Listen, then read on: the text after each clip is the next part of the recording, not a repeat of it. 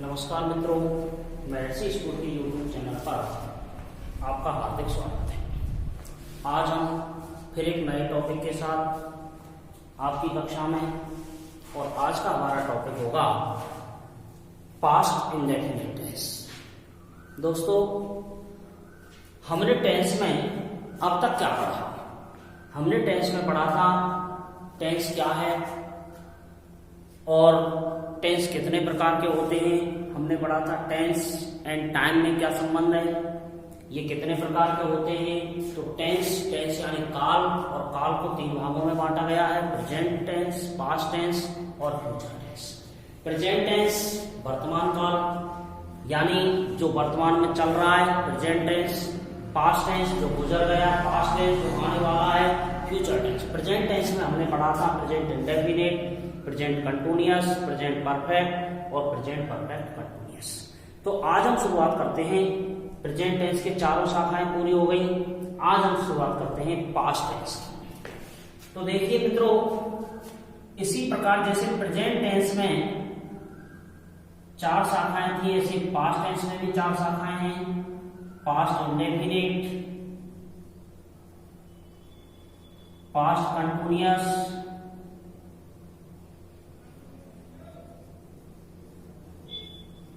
Past perfect और चौथी है पास्ट परफेक्ट कंटिन्यूअस। और प्रेजेंट में भी यही चार शाखाएं थी। प्रेजेंट में प्रेजेंट इंडेफिनिट,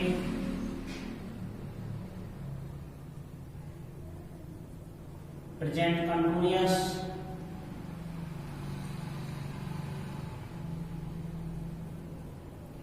प्रेजेंट परफेक्ट और प्रेजेंट परफेक्ट कंटिन्यूअस।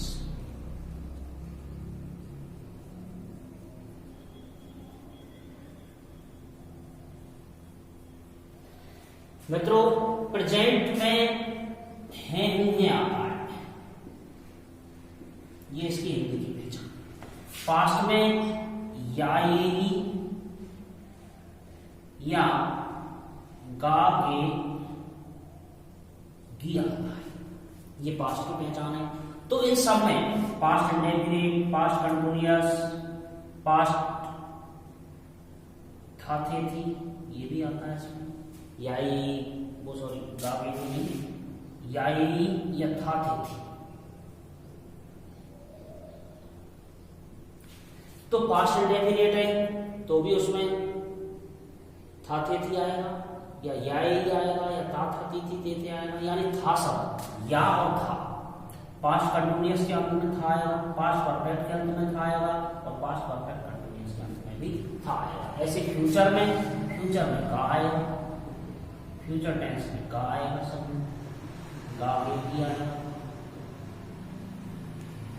तो ये हमने आज पढ़ चुके हैं, और अब हम शुरू होते हैं पास्ट टेंस की पहली शाखा, पास्ट इंडेफिनिट। तो देखिए मित्रों, पास्ट इंडेफिनिट।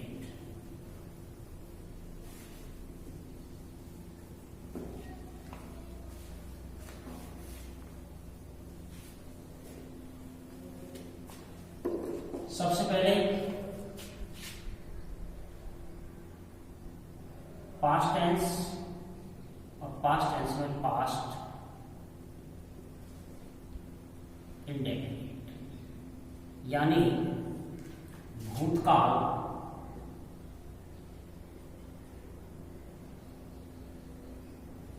अनिश्चित। यानी जैसे प्रेजेंट में इंडेफिनिट होता है वर्ब का पहला रूप, इसी प्रकार पास्ट में भी वर्ब का पहला रूप इंडेफिनिट होता है। यानी भूतकाल में कार्य की अनिश्चितता को यह प्रकट करता है। अनिश्चितता यानी वो कार्य कब शुरू हुआ, कब खत्म हुआ, कब से जारी है, इस बात का इसमें कोई पता नहीं रहता। तो सबसे पहले हम आते हैं अपने उस पर कि पास्ट इंडेफिनिट की हिंदी की पहचान। पास्ट इंडेफिनिट की हिंदी की पहचान, हिंदी की पहचान। इस टेंस को हिंदी में कैसे पहचानेंगे कि भाई ये पास्ट इंडेफिनिट है? इस टेंस के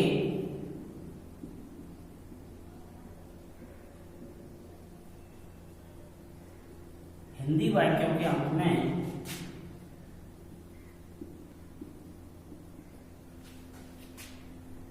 या, ये, तथा है थे गए को छोड़कर, है थे गए को छोड़कर 12 घड़ी के समस्त अक्षर आते हैं।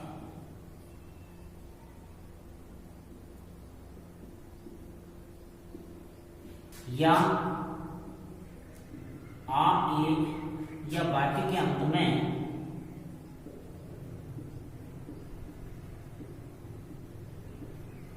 आ की ध्वनि निकलती है।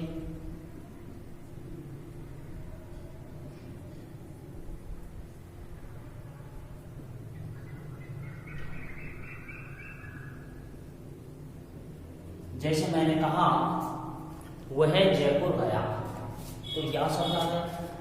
वे दिल्ली गए, या शब्द आ गया।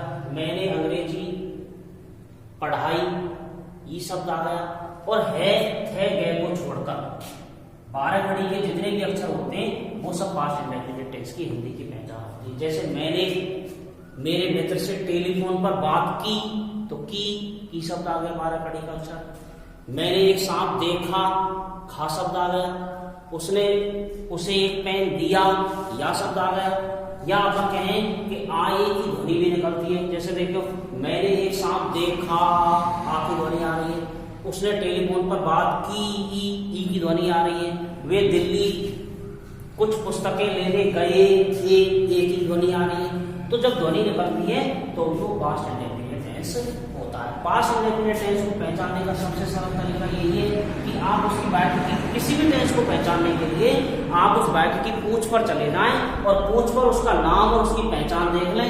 यदि वो उससे मिलती है तो निश्चित रूप से वो वही वाला टेंस है। जैसे देखिए मैंने एक सांप देखा, मैंने एक सांप देखा, तो यह खा आ गया, तो 12 घड़ी का अक्षर है, इसलिए ये कौन सा टेंस है? पास्ट इंडेफिनिट है। या फिर अपन इसको कह सकते हैं कि आ की आवाज निकल रही है, इसलिए भी ये पास्ट इंडेफिनिट टेंस है।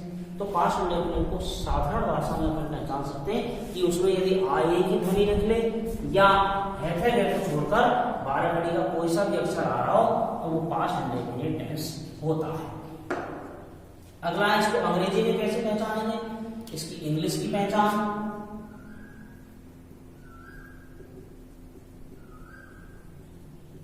अंग्रेजी में पहचानने के लिए इस टेंस के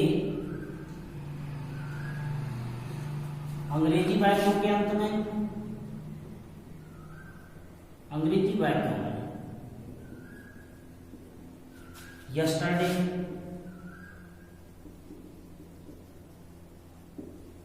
yesternight,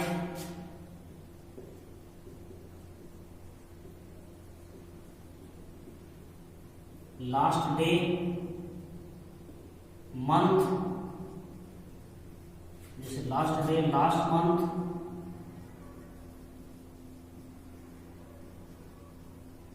लास्ट ईयर, अगो, जैसे इन 1970, यानी पिछला कोई वर्ष,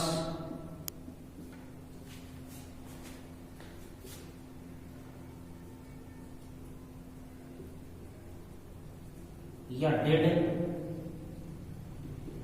या डेड प्लस वर्ब की फर्स्ट फॉर्म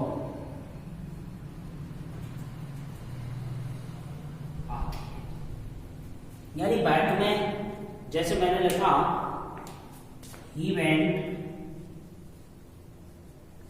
डेड या डेड वर्ब की फर्स्ट फॉर्म या वर्ब की सेकंड फॉर्म आती है।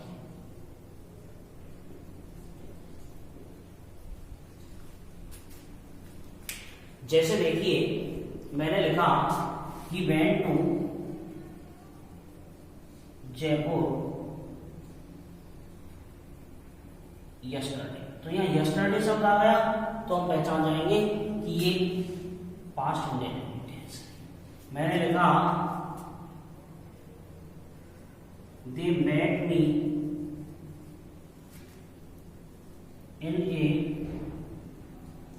इन द मार्केट। तो यहाँ ये करता है, करता के बाद क्रिया आ गई, ये वर्ब की सेकंड फॉर्म आ गई। तो सेकंड फॉर्म आ गई ना, तो हम पहचान जाएंगे वर्ब की सेकंड फॉर्म आते ही वो पास्ट इंडेफिनिट टेंस हो जाता है। मित्रों, कुल टेंस जो होते हैं 12 होते हैं। इनमें 2 टेंस ऐसे हैं जिनके साधारण वाक्यों में हेल्पिंग वर्ब नहीं आती।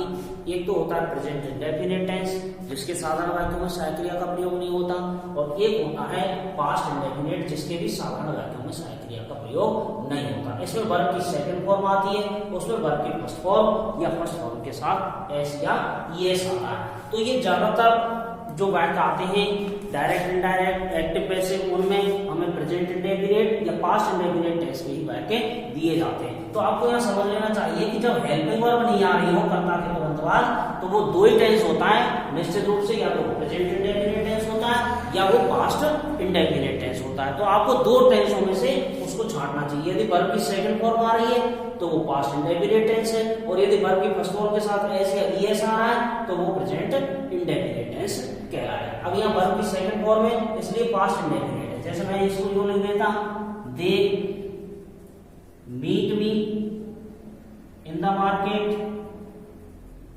तो ये मीट शब्द है ना, ये वर्ब की फर्स्ट फॉर्म हो जाती है। तो फर्स्ट फॉर्म हो जाती है तो ये प्रेजेंट इंडेफिनिट हो जाता है। ये सेकंड फॉर्म है, इसलिए पास्ट इंडेफिनिट हो गया।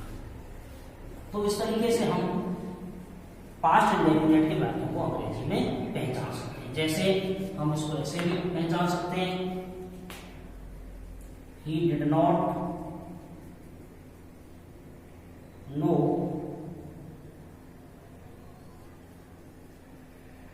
my uncle। तो यह डिड नॉट आ गया, तो डिड नॉट आते ही हम समझ जाएंगे ये पास्ट इंडेफिनिट है। तो पास्ट इंडेफिनिट को पहचानने के लिए yesterday, yesternight, last day, last month, last year, ago, in 19, कोई पिछला कोई वर्ष, या डेड प्लस वर्ब की फर्स्ट फॉर्म या वर्ब की सेकंड फॉर्म आती है, तो हमें पहचान जाना चाहिए कि वो पास्ट इंडेफिनिट टेंस है। तो देखिए अब इसकी हेल्पिंग वर्ब क्या होती है इसकी,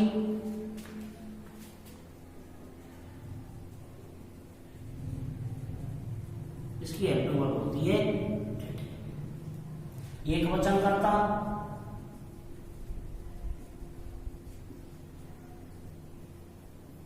he, she, it, name, this, that के साथ did, बहुवचन करता,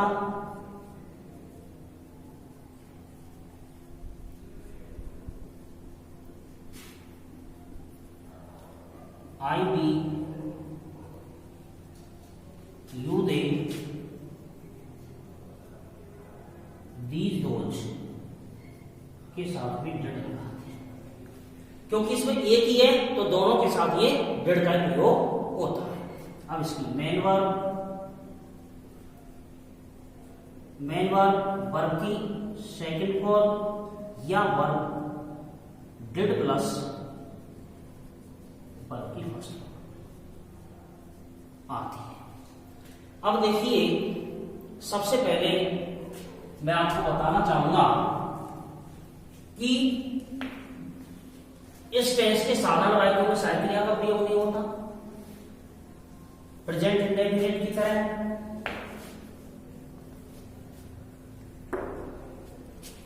नोट,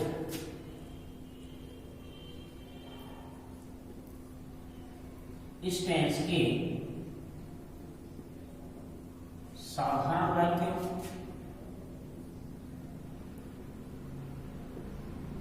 यानी अफर्मेटिव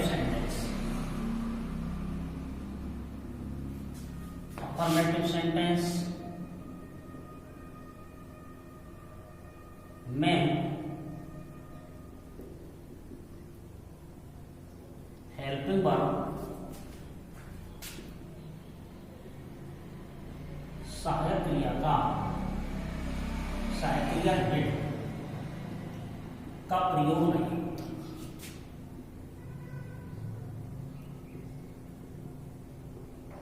नहीं होता।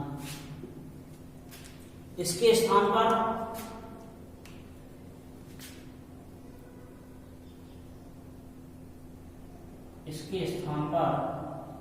वर्ब की सेकंड फॉर्म लगाते हैं।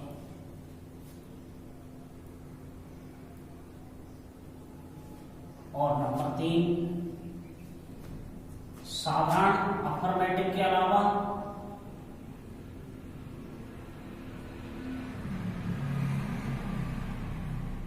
नेगेटिव,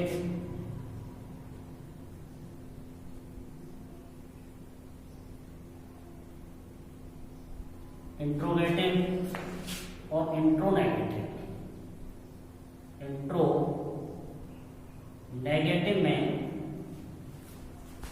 हेल्पिंग वर्ब डिड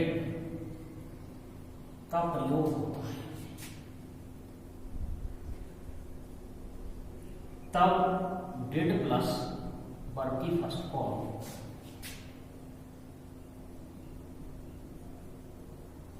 लगाते हैं। यानी इस टेंस के साधारण वाक्यों में प्रयोग नहीं होता। बाकी शेष जो 3 बचते हैं, अफर्मेटिव के अलावा नेगेटिव बचता है, इंट्रोगेटिव बचता है और इंट्रोनेगेटिव बचता है।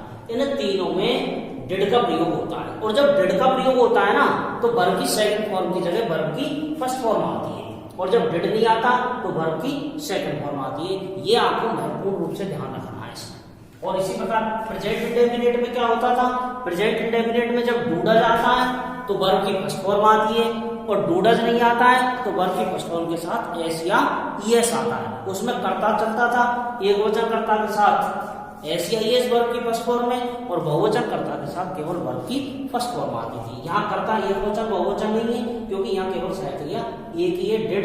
तो एक वचन के साथ भी डिड आता है और बहुवचन के साथ भी डिड आता है। तो देखिए मित्रों, अब हम इससे वही 4 प्रकार के वाक्य बनाएंगे। इस टेंस से भी 4 प्रकार के वाक्यों में सबसे पहला हमारा वाक्य होगा अफर्मेटिव सेंटेंस। अफर्मेटिव यानी साधारण। साधारण का सूत्र होता है, मैंने आपको बताया था, सबो प्रेजेंट इंडेफिनिट और पास्ट इंडेफिनिट, इन दोनों में ये सबो चलता है। एसबीओ क्यों चलता है? क्योंकि इसमें हेल्पिंग वर्ब एच नहीं आती। बाकी सभी टेंसों में जो सूत्र है साधारण वाक्यों का एसएचबीओ है सबो, और इन 2 टेंसों में ये एसबीओ है। ये ध्यान रखने की बात है। तो देखिए, सबसे पहले सब्जेक्ट कर्ता, सब्जेक्ट प्लस वर्ब की second form plus object plus plural. मैंने लिखा कर्ता प्लस क्रिया की सेकंड फॉर्म प्लस कर्म प्लस अन्य शब्द। देखिए, वे सिनेमा देखने गए। सबसे पहले वाक्य की पूंछ पर जाएंगे। या यही आ रहा है इसमें, और या ही आ रहा है, तो इसका मतलब ये पास्ट इंडेफिनिट टेंस हो गया। पास्ट इंडेफिनिट में ये साधारण वाक्य है, अफर्मेटिव है। तो अफर्मेटिव को कैसे बनाएंगे? सबों से बनाएंगे। तो सबसे पहले कर्ता छांटेंगे, गए से हम पूछेंगे कौन गए, तो उत्तर आ जाएगा वे, इसलिए कर्ता हो गया। फिर हमने कौन क्या, फिर हम क्रिया ढूंढेंगे, तो क्रिया में क्या आएगा? देखना, ये क्या हो गई? क्रिया। और वे सिनेमा देखने गए, तो अब कर्म छांटने के लिए क्या का प्रश्न करेंगे? क्या करने गए? तो उत्तर आ जाएगा सिनेमा देखने गए। तो क्या आ जाएगा? ये कर्म आ जाएगा। इस तरीके से हम इसमें कर्ता क्रिया कर्म छांट लेते हैं। अब देखिए, अब इसको बनाएंगे हम। तो सबसे पहले कर्ता दे, फिर क्रिया गए को क्या कहेंगे? गो माने जाना, गो में ये क्रिया है, वो गए में जाना क्रिया है और देखने में देखना भी क्रिया है, तो इसमें दोनों क्रियाएं आ रही हैं। तो देखिए सबसे पहले दे गो, अब गो वर्ब की फर्स्ट फॉर्म है तो गो की सेकंड फॉर्म लगाएंगे दे वेंट।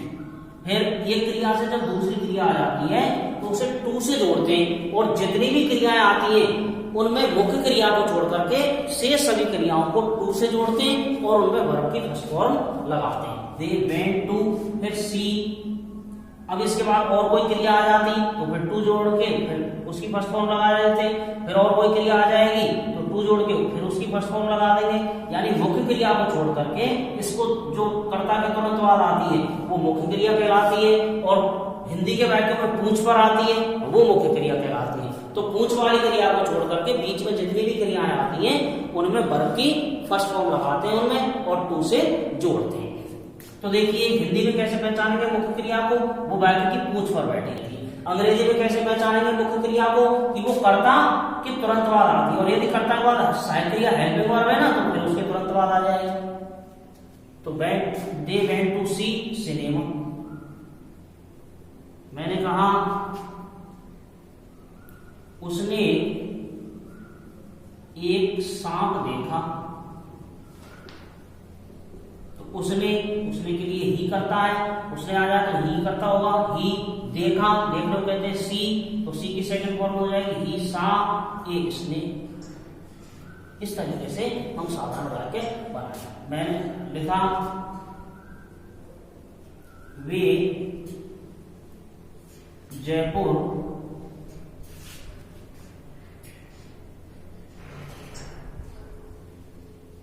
एक फिल्म देखने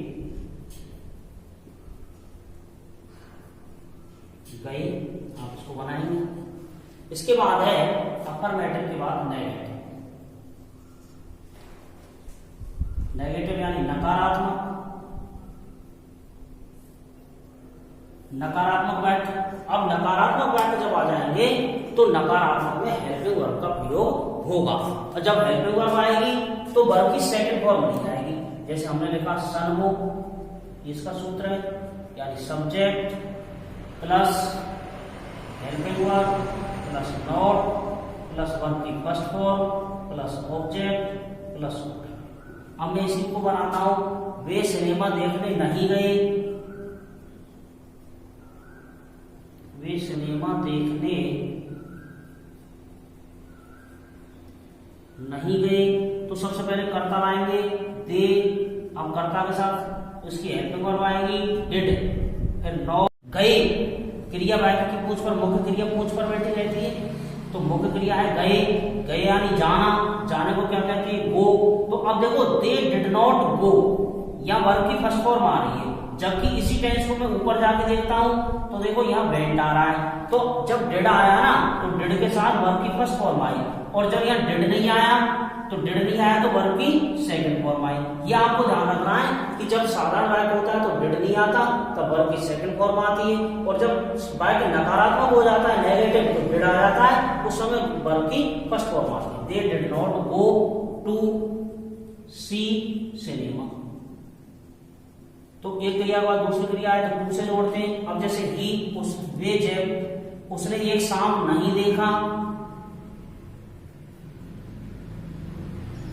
उसने एक सांप नहीं देखा तो उसने he did not see a snake. अब यहां डिड नॉट के बाद सी आ गया, ये वर्ब की फर्स्ट फॉर्म है। ऐसे ही आप बनाएंगे वे जयपुर एक फिल्म देखने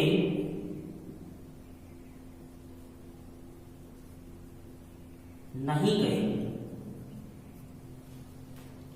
अगला है इसका इंट्रोगेटिव सेंटेंस।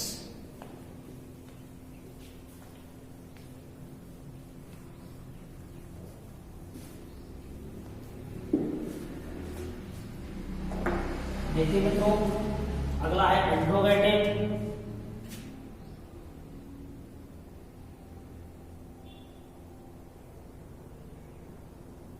इंट्रोगेटिव यानी प्रश्नवाचक। प्रश्नवाचक, और प्रश्नवाचक का सूत्र होता है हसवो, यानी पहले हेल्पिंग वर्ब, फिर सब्जेक्ट प्लस वर्ब की first form plus object plus order, प्रश्नवाचक चिन्ह। मैंने कहा क्या वे सिनेमा देखने गए?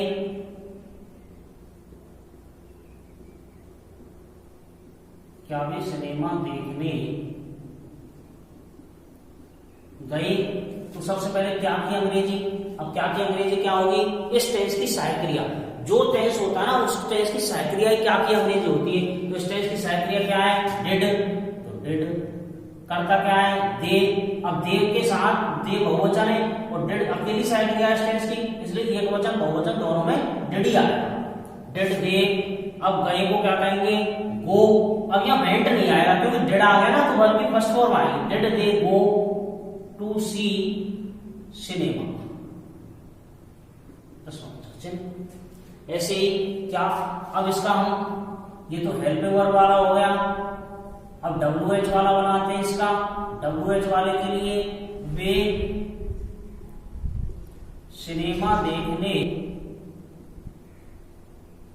कहां गए? तो पहले कहां की अंग्रेजी लाएंगे, कहां को अंग्रेजी में कहते हैं वेयर। अब सीधी डिड, फिर दे गो टू सी सिनेमा। अब हम दोनों में अंतर देखेंगे, इन दोनों में अंतर क्या है WH वाले और हेल्पिंग वर्ब वाले में। तो यदि हम दोनों की अंग्रेजी मिलाएं तो ये वेयर शब्द और जो पड़ा है इसमें ये अंतर है।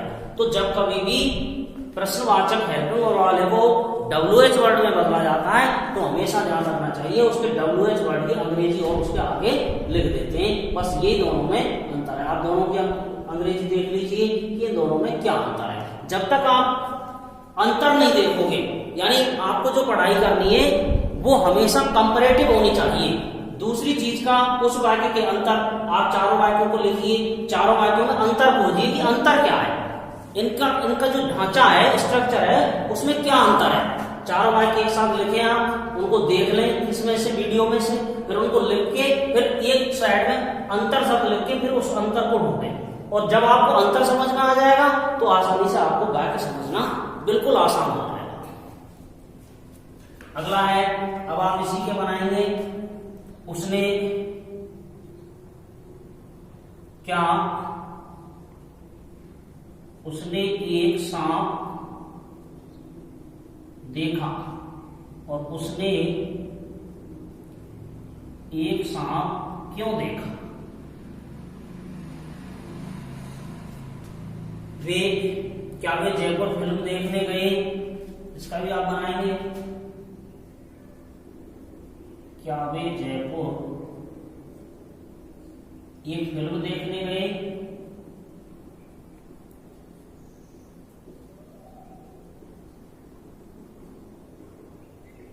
और दूसरा वे जयपुर एक फिल्म देखने क्यों गए। इस तरीके से आप इन दोनों सेंटेंस को स्वयं बनाएंगे। अगला है आपका इंट्रोनेगेटिव।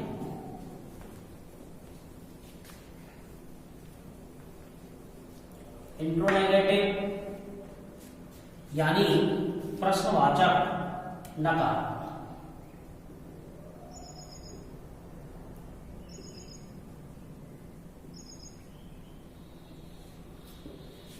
प्रश्नवाचक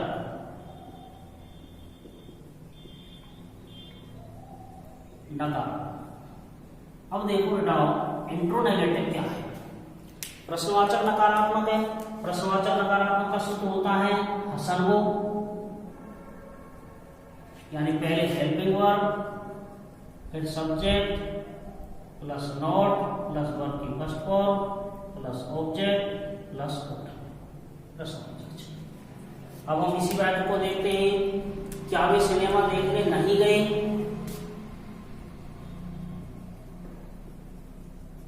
क्या वे सिनेमा देखने नहीं गए, तो सबसे पहले क्या की अंग्रेजी क्या आएगी? डिड। उसके बाद कर्ता डिड दे, फिर नॉट। पहले हेल्पिंग वर्ब ये आ गई, फिर कर्ता ये आ गया, फिर नॉट, डिड दे नॉट, फिर क्रिया गो टू, फिर ये क्रिया बाद दूसरी क्रिया सी सिनेमा प्रश्नवाचक चिन्ह। और मैंने बनाया वे सिनेमा देखने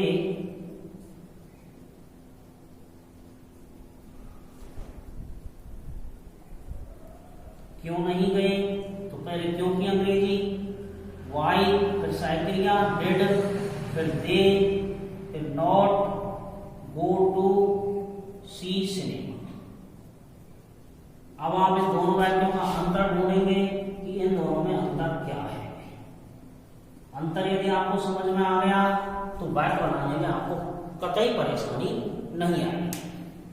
अगले वाक्य, क्या उसने एक सांप देखा?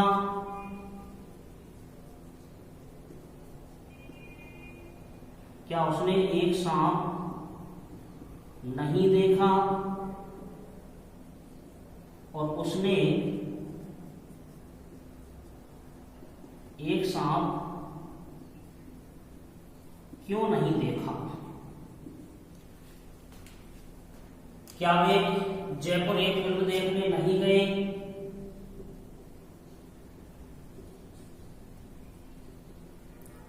एक फिल्म देखने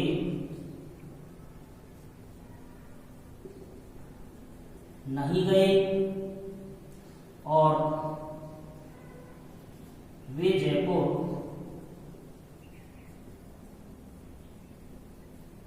एक फिल्म देखने क्यों नहीं गए?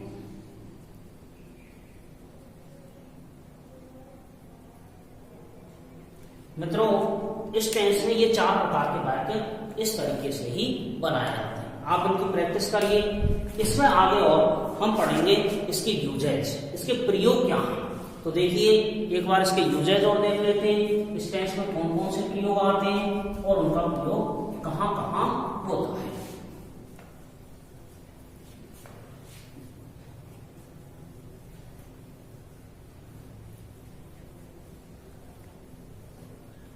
सबसे पहला है, देखिए यूज ऑफ डिड।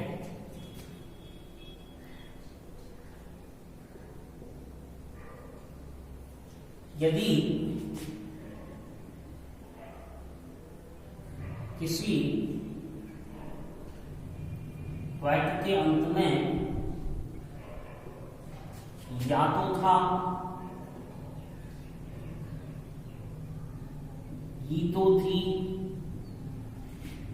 ये तो थे आदि शब्द आ जावे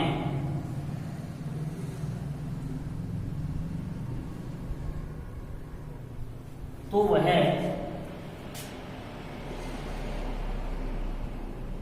डिड प्लस वर्ब के फर्स्ट फॉर्म का प्रयोग होता है। जैसे कर्ता प्लस डिड प्लस वर्ब की first form plus object plus, जैसे मैंने कहा वह जयपुर गया तो था, वह जयपुर गया तो था, तो he did go to Jaipur. मैंने गृह कार्य किया तो था, तो देखो या तो था आ गया, या तो था इसमें भी आ गया, तो I did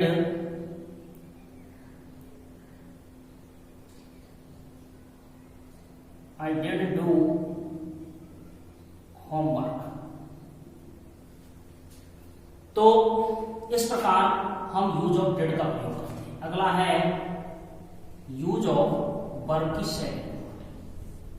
use of verb की सेकंड फॉर्म क्या होता है? यदि किसी वाक्य के अंत में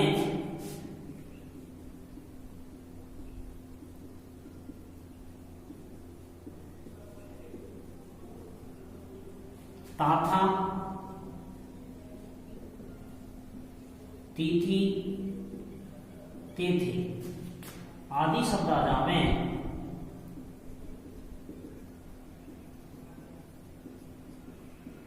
तो वह वर्ब की सेकंड फॉर्म का प्रयोग होता है।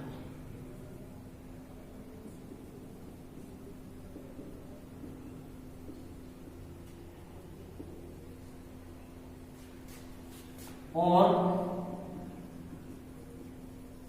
कार्य का स्थिर रहकर करना पाया जाए। जैसे मैंने लिखा सब्जेक्ट प्लस वर्ब की second form plus object plus object. जैसे मैंने लिखा शेर जंगल में रहता था, तो देखिए ताथा आ गया, तो लॉयन लिव्ड या वर्ब की सेकंड फॉर्म इन फॉरेस्ट। तो यहां शेर जंगल में रहता था, तो यानी उसका जंगल में रहना, स्थिर रूप से रहना पाया जा रहा है। वो जंगल में रहता था, यानी आने जाने का काम नहीं हो रहा है, इसमें स्थायी रूप से निवास हो रहा है। जैसे मैं गांव में रहता था, I lived in the village. मैं जंगल में रहता था, I lived in the forest. वह स्कूल में रहता था, ही lived in the school.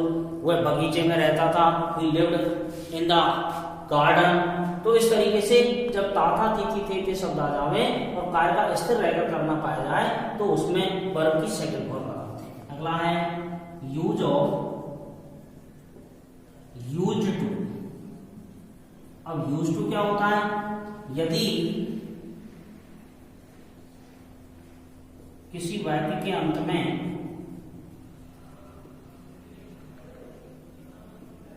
Tatha, तीथी, तेथी आदि शब्द आ जावे तथा कार्य का आना जाना पाया जाए तो यूज टू का प्रयोग करें, तो वह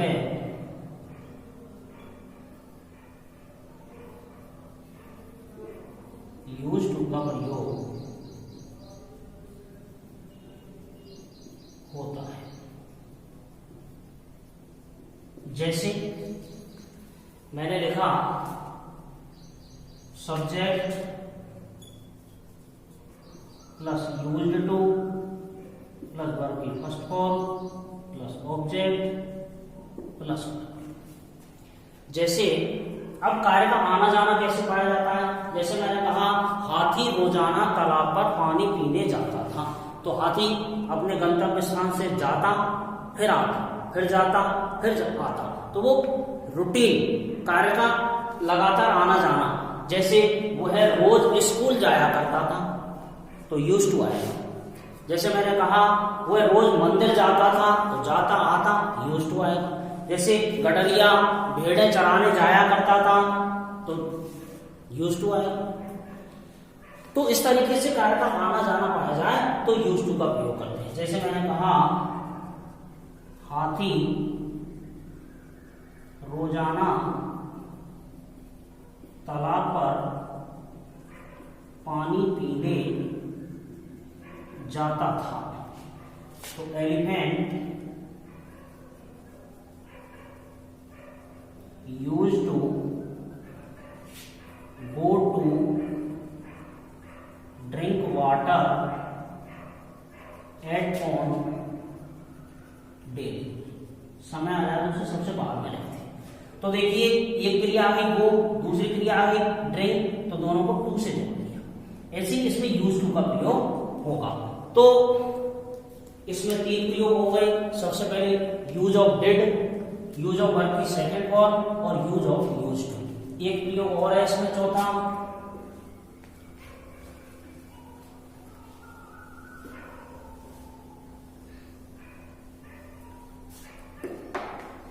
यूज ऑफ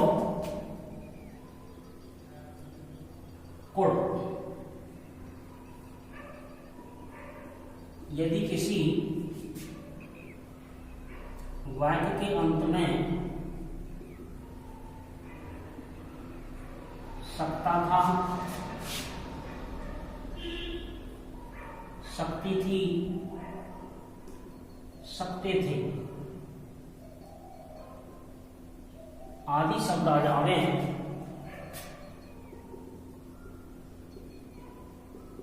तो वह कुड का प्रयोग होता है।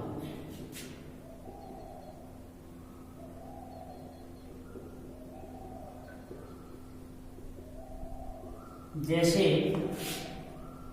Subject plus could plus verb plus for plus object plus could. जैसे देखिए वह अंग्रेजी पढ़ सकता था, तो सबसे पहले करता ही कुड रीड इंग्लिश। अब आप इसमें वाक्य बनाएंगे वह रोजाना स्कूल जाता था। इसमें बनाएंगे वे हिंदी सीख सकते थे। तो जब किसी वाक्य के अंत में सकता था, सकते थी, सकते थे शब्द आ जाए तो वह कुड प्लस वर्ब के फर्स्ट फॉर्म का प्रयोग होता है। मित्रों, ये था आज का हमारा टेंस पास्ट इंडेफिनिट। मुझे आशा है निश्चित रूप से ये आपको समझ में आया होगा।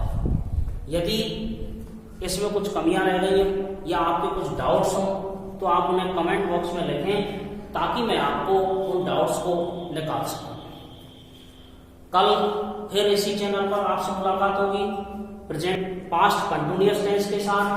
तब तक के लिए जय हिंद, जय भारत। लेकिन मित्रों, हमारे चैनल को सब्सक्राइब करना ना भूलिएगा।